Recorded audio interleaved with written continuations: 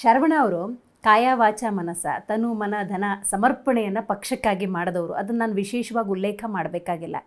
ಈಗಾಗಲೇ ರಾಜಕೀಯವಾಗಿ ಯಾವ ರೀತಿ ಕರ್ತವ್ಯವನ್ನು ನಿರ್ವಹಿಸ್ತಾ ಇದ್ದೀರಿ ಅನ್ನೋದು ಕೂಡ ಗೊತ್ತಿದೆ. ಆದರೆ ಪಕ್ಷದ ಹಿತದೃಷ್ಟಿಯಿಂದ ದೊಡ್ಡ ದೊಡ್ಡ ಜವಾಬ್ದಾರಿಗಳನ್ನು ನೀವೇ ತಗೊಳ್ತಿಲ್ವಾ ಅಥವಾ ಪಕ್ಷ ಕಲ್ಪಿಸ್ಕೊಡ್ತಾ ಇಲ್ವಾ, ಹೇಗೆ? ಅಲ್ಲ, ದೊಡ್ಡ ಜವಾಬ್ದಾರಿ ಕೊಟ್ಟಿಲ್ಲ ಅನ್ನೋದಕ್ಕೆ ನಾನು ಒಪ್ಪೋದಿಲ್ಲ. ಬಹುಶಃ ಪಕ್ಷ ಎಲ್ಲ ರೀತಿಯಲ್ಲಿ ನನಗೆ ಸಹಕಾರ ಕೊಟ್ಟಿದೆ. ಹಂಗಿಲ್ಲ ಅಂದರೆ ನಮ್ಮಂಥ ಸಣ್ಣ ಸಮಾಜ, ನಾವು ಆರ್ಯ ವೈಶ್ಯ ಸಮಾಜದವರು, ನಮ್ಮಂಥ ಸಣ್ಣ ಸಮಾಜವನ್ನು ಗುರುತಿಸಿ ಇವತ್ತು 2ನೇ ಬಾರಿಗೆ ವಿಧಾನ ಪರಿಷತ್ನ ಶಾಸಕನಾಗಿ ಕೆಲಸ ಮಾಡೋಕ್ಕೆ ಅವಕಾಶ ಮಾಡಿಕೊಟ್ಟು, ಆಮೇಲೆ ಕುಮಾರಣ್ಣವರು ಮುಖ್ಯಮಂತ್ರಿ ಇದ್ದಾಗ 2018ರಲ್ಲಿ ನಮ್ಮ ಜನಾಂಗಕ್ಕೋಸ್ಕರ ಒಂದು ಡೆವಲಪ್ಮೆಂಟ್ ಬೋರ್ಡನ್ನ ನನ್ನ ನೇತೃತ್ವದಲ್ಲೇ ತಂದು ಅದನ್ನು ನನ್ನನ್ನು ಅಧ್ಯಕ್ಷ ಮಾಡಿ ಕ್ಯಾಬಿನೆಟ್ ರ್ಯಾಂಕು ನನಗೆ ಕೊಟ್ಟು ಒಂದಷ್ಟು ಕೆಲಸ ಮಾಡೋಕ್ಕೆ ಸಮಾಜಕ್ಕೆ ಒಂದು ಅವಕಾಶವನ್ನ ಮಾಡಿಕೊಟ್ಟಿದ್ದಾರೆ. ಅದಕ್ಕೆ ನಾನು ಈ ಸಂದರ್ಭದಲ್ಲಿ ಅವ್ರಿಗೆ ನಾನು ಧನ್ಯವಾದಗಳನ್ನ ಅರ್ಪಿಸಲೇಬೇಕು. ಇನ್ನೇನು ಮುಂದಿನ ದಿನಗಳಲ್ಲಿ ನೆಕ್ಸ್ಟ್ ಲೆವೆಲಲ್ಲಿ ನೀವು ಏನು ಬಯಸ್ತಾ ಇದ್ದೀರಿ, ದೊಡ್ಡ ಜವಾಬ್ದಾರಿ ಬೇಕು ಅಂತ, ಅದು ಕೂಡ ಸಿಗುವಂತ ಅವಕಾಶ ಇದೆ.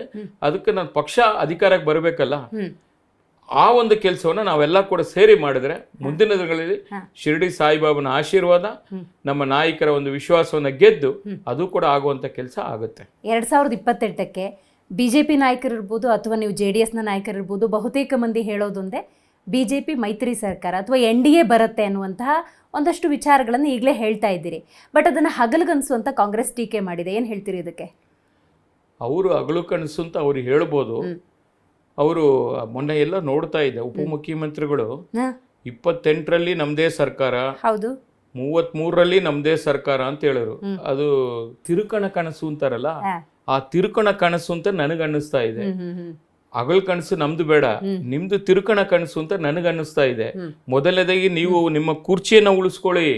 ಈಗಿರತಕ್ಕಂತ ಏನು ಕಿತ್ತಾಟಗಳು ನಡೀತಾ ಇದೆಯಲ್ಲ, ಇವತ್ತು ಹೇಳ್ತಾರೆ ನಾನು ಸಿದ್ದರಾಮಯ್ಯನವರು ಹಾಳು ಜೇನು ಇದ್ದಂಗೆ ಅಂತ ಹೇಳ್ತಾರೆ. ನಿಮ್ಮನ್ನ ಯಾರಾದ್ರು ಕಿತ್ತಾಕಿದಾರಪ್ಪ?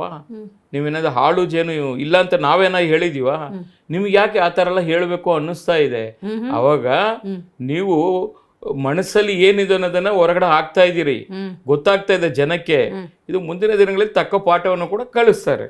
ಓಕೆ, ಮುಂದಿನ ದಿನಗಳಲ್ಲಿ NDA ನೇತೃತ್ವದಲ್ಲಿ ಬರುವಂತಹ ನಿಮ್ಮದೇ ಸರ್ಕಾರ ಅನ್ನುವಂಥ ಭವಿಷ್ಯಕ್ಕೆ ತಕ್ಕಂತೆ ನಾವು ನೋಡೋದಾದರೆ HD ಕುಮಾರಸ್ವಾಮಿ ಅವರು ಮುಂದಿನ ಮುಖ್ಯಮಂತ್ರಿ ಅನ್ನೋದಾದರೆ ರಾಜ್ಯ BJP ನಾಯಕರ ಸಹಮತ ಇದೆಯಾ? Positive response ಸಿಕ್ಕಿದೆಯಾ?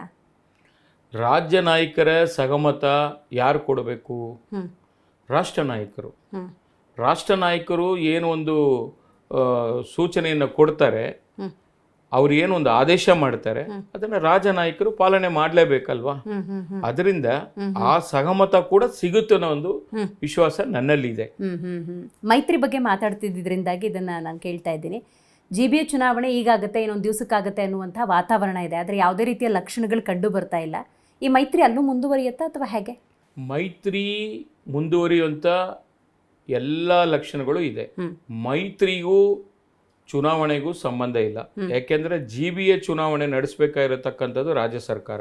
ಇವತ್ತು ಲೋಕಲ್ ಬಾಡಿ, ಅದು ತಾಲೂಕ್ ಪಂಚಾಯತ್ ಇರ್ಬೋದು, ಜಿಲ್ಲಾ ಪಂಚಾಯತ್ ಇರ್ಬೋದು, ಮತ್ತೆ GBA ಇರ್ಬೋದು. 5 ಪೀಸ್ ಮಾಡಿದಿರಿ, ಅದರ ಕೀರ್ತಿ ನಿಮಗೆ ಬರುತ್ತೆ. 5 ಪೀಸ್ ಮಾಡಿ ಯಾವ ಪುರುಷೋತ್ತಕ್ಕೆ ಮಾಡಿದ್ರಿ? ಇವತ್ತು ಮಹಿಳಾ ಮೀಸಲಾತಿ ತಂದಾಗ ಕೇಂದ್ರದಲ್ಲಿ ಇಷ್ಟೆಲ್ಲ ಮಾತಾಡ್ತಾ ಇದ್ದೀರಲ್ಲ, ಇಲ್ಲಿ ಯಾಕೆ 5 ಪೀಸ್ ಮಾಡಿದ್ರಿ? ಹೇಳ್ಬೇಕಲ್ಲ. ಕ್ಷೇತ್ರ ಪುನರ್ವಿಂಗಡಣೆ ಮಾಡ್ತಾರೆ, ಡಿಲಿಮಿಟೇಷನ್ ಮಾಡ್ತಾರೆ, ಮತ್ತೆ ಇದೆಲ್ಲ ಜೊತೆಲಿ ತಂದ್ಬಿಟ್ರು, ಅದಕ್ಕೋಸ್ಕರ ನಾವು ತಿರಸ್ಕಾರ ಮಾಡ್ತೀವಿ ಅಂತ ಹೇಳಿ ಇವತ್ತು ಮಹಿಳೆಯರಿಗೆ ಶಕ್ತಿ ಕೊಡ್ಬೇಕಾಗಿರೋಂತ ಹೇಳಿ ಉದ್ದೇಶ ಇಟ್ಕೊಂಡು 1996ರಲ್ಲಿ ಸನ್ಮಾನ್ಯ ದೇವೇಗೌಡರು ಪ್ರಧಾನಮಂತ್ರಿ ಇದ್ದಾಗ ಈ ಒಂದು ಬಿಲ್ ಅನ್ನ ಇಂಟ್ರೊಡ್ಯೂಸ್ ಮಾಡಿದ್ರು. ಅದನ್ನ ಪೂರ್ಣಾವತಿ ಮಾಡಬೇಕು ಅಂತ ಅವತ್ತೇ ಬಯಸಿದ್ರು, ಆಗ್ಲಿಲ್ಲ.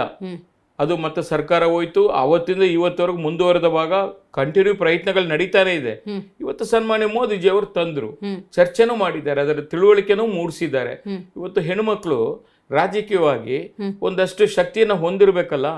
ಎಲ್ಲಾ ರಂಗದಲ್ಲಿ ಮಹಿಳೆಯರು ಬರಬೇಕು ಅಂತೇಳಿ ಪುಕ್ಸಟೆ ಭಾಷಣ ಮಾಡೋದಲ್ಲ, ಅದನ್ನ ಕಾರ್ಯರೂಪಕ್ಕೆ ತರಬೇಕು ಅಂತಂದು ಮಂತ್ರಿಯಾಗಿ, ಮುಖ್ಯಮಂತ್ರಿಯಾಗಿ ಎಲ್ಲ ರೀತಿಯಲ್ಲಿ ಅವ್ರನ್ನ ಕುಂಡಿಸ್ಬೇಕಲ್ಲ, ರಾಜಕೀಯವಾಗಿ ಶಕ್ತಿ ಕೊಡಬೇಕಲ್ಲ, ಅವ್ರಿಗೆ ಏನ್ ರಿಸರ್ವೇಶನ್ ಕೊಡಬೇಕು ಅದನ್ನು ಕೊಡಬೇಕಲ್ಲ. ಅದಕ್ಕೆ ನಿಮ್ ವಿರೋಧ ಅಂತ ಗೊತ್ತಾಯ್ತಲ್ಲ ಕಾಂಗ್ರೆಸ್ನವರು.